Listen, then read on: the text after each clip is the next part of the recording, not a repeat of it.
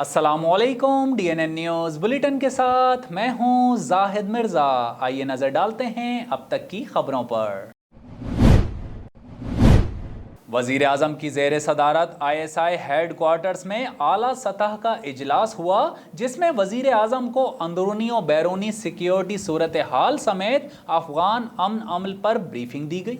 ذرائع کے مطابق وزیر اعظم کی زیر صدارت ISI ہیڈ کوارٹرز میں اعلیٰ سطحی اجلاس ہوا۔ اجلاس میں مسلح افواج اور انٹیلیجنس ایجنسیز کے سربراہان سمیت سینئر وفاقی وزراء شریک تھے۔ اجلاس میں اندرونی و بیرونی سیکیورٹی صورتحال سمیت افغان امن عمل پر بریفنگ دی گئی، جبکہ افغانستان سے امریکی فوج کے انخلا کے بعد اندرونی سیکیورٹی چیلنجز پر بھی بات چیت ہوئی، جبکہ اجلاس میں افغان امن عمل میں پاکستان کے کردار پر بھی تفصیلی تبادلہ خیال کیا گیا۔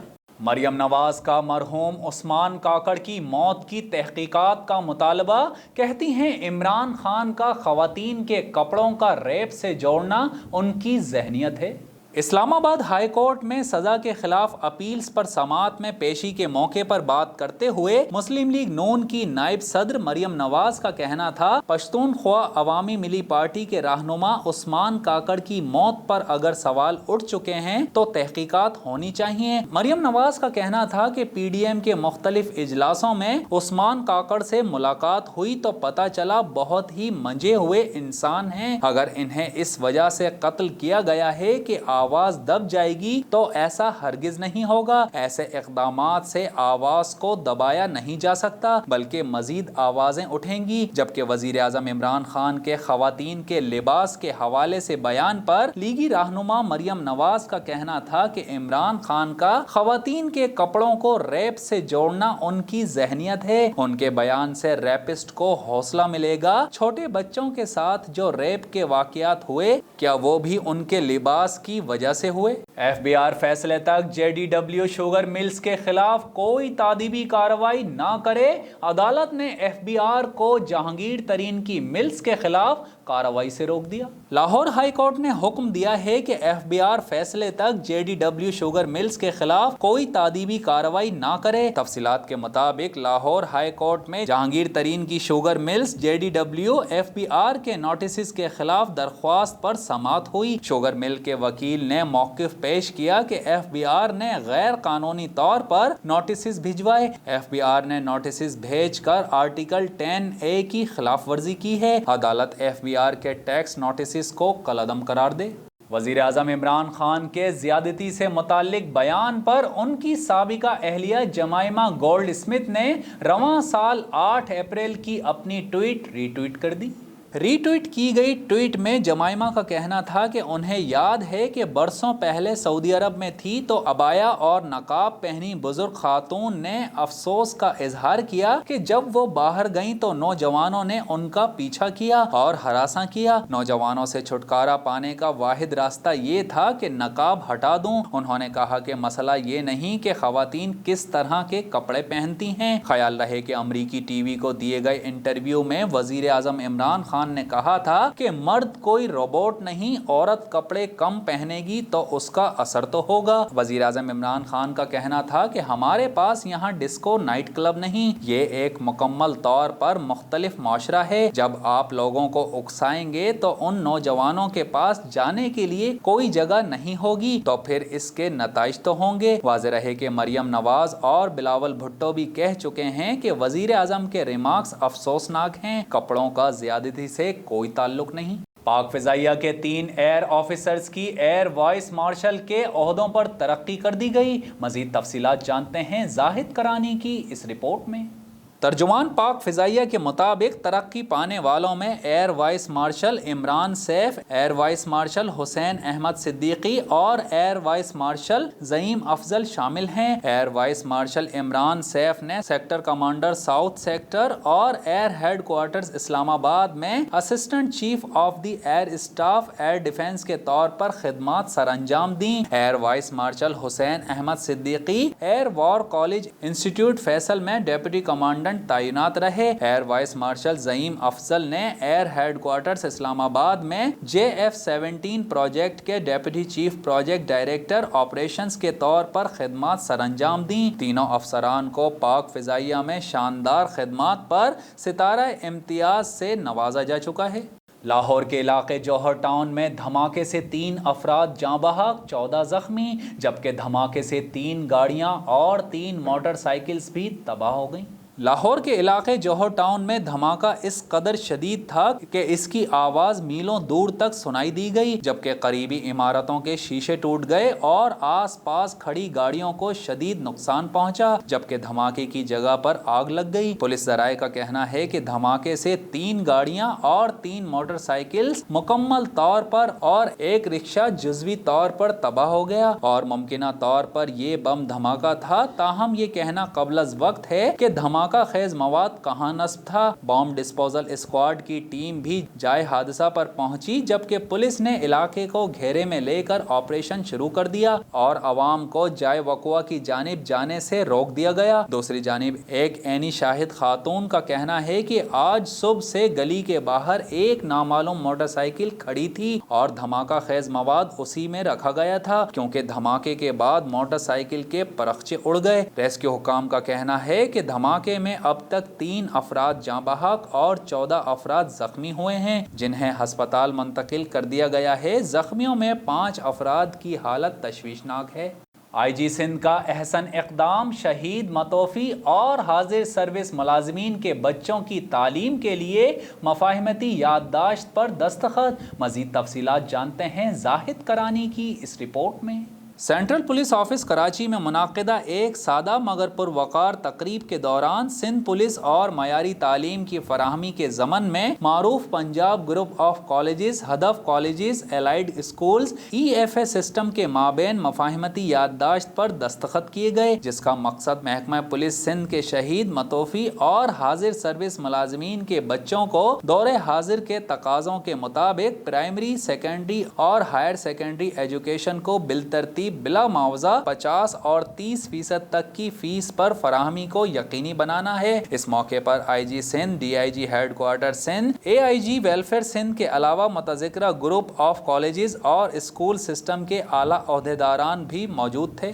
حکومت سندھ نے ڈاؤ میڈیکل کالج کے principal professor doctor Amjad Memon کو جناح سندھ میڈیکل یونیورسٹی کا وائس چانسلر مقرر کر دیا، نوٹیفیکیشن جاری۔ اسی حوالے سے مزید احوال جانتے ہیں health desk in charge Siraj Amjadi سے۔ جی سراج امجدی، اپڈیٹ کیجیے گا۔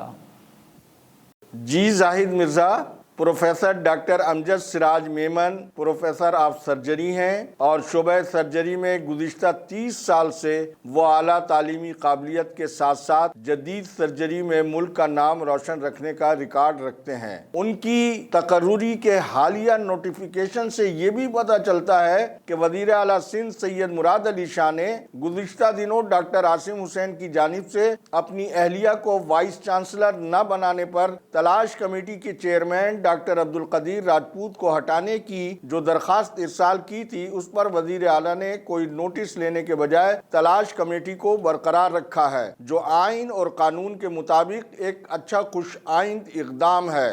دوسری جانب قومی اسمبلی کے حالیہ رواں اجلاس میں allied health professional under bracket paramedics council کا بل قومی اسمبلی میں باقاعدہ متعارف کرا دیا گیا ہے۔ اس قانون کی منظوری کے بعد نہ صرف قومی اور صوبائی سطح پر پیرامیڈکس کونسل کا قیام عمل میں آ سکے گا، بلکہ ملک بھر میں یکساں نیم طبی تعلیم اور تربیت کا نظام بھی رائج ہونے کے علاوہ مذکورہ کونسل کے سینئر پیرامیڈکس اس کو چلانے کے اہل ہوں گے۔ پاکستان پیرامیڈکس اسٹاف فیڈریشن نے بل کو اسٹینڈنگ کمیٹی کے حوالے کرنے پر اظہار تشکر کیا ہے اور ان کے ترجمان نے بتایا ہے کہ وہ ضروری ترامیم کے لیے متعلقہ ارکان اسمبلی سے جلد رابطہ کریں گے۔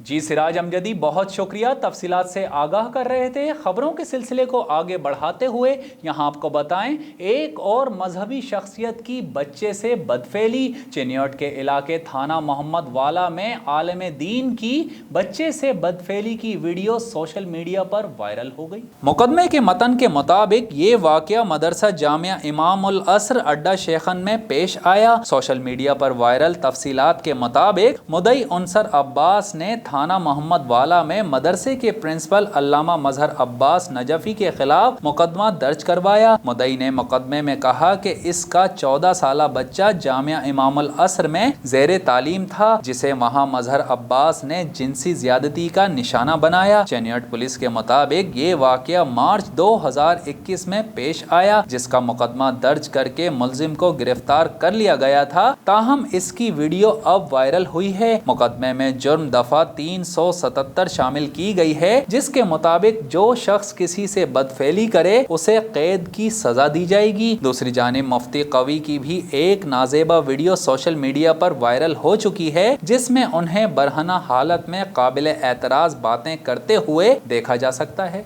और अब एक नज़र DNN स्पोर्ट्स पर। रिपोर्ट कर रहे हैं शाहिद अली खान। पाकिस्तान सुपर लीग के दूसरे एलिमेंटियर में पिशावर ज़ल्मी ने शानदार बल्लेबाजी का मुजाहरा करते हुए इस्लामाबाद यूनाइटेड को शिकस्त देकर टूर्नामेंट के फाइनल में रसाई हासिल कर ली।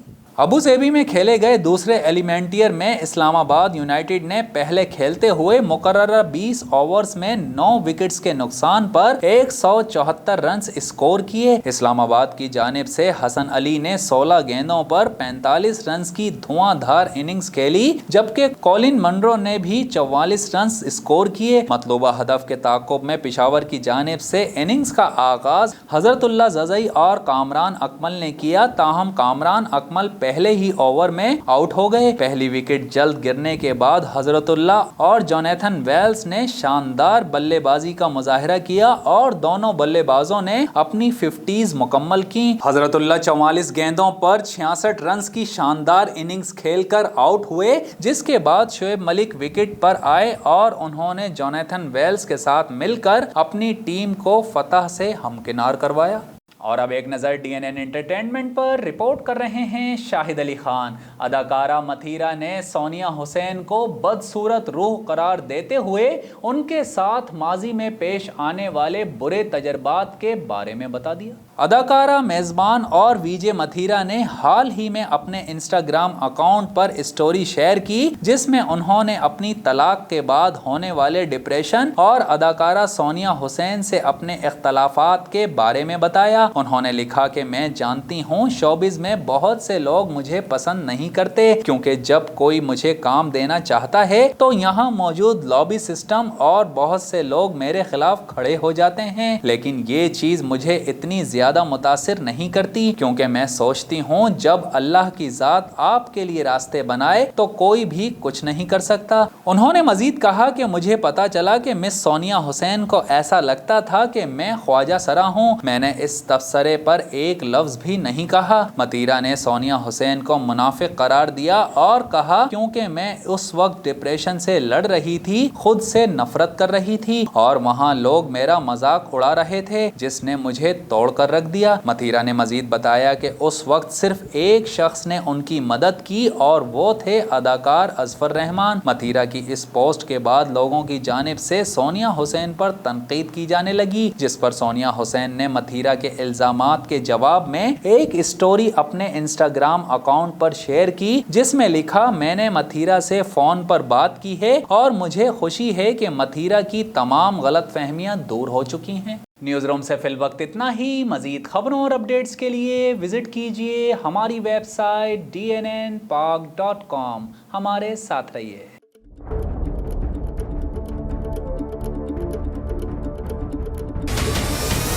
हमारे चैनल को सब्सक्राइब करें और बेल आइकन पर क्लिक करें।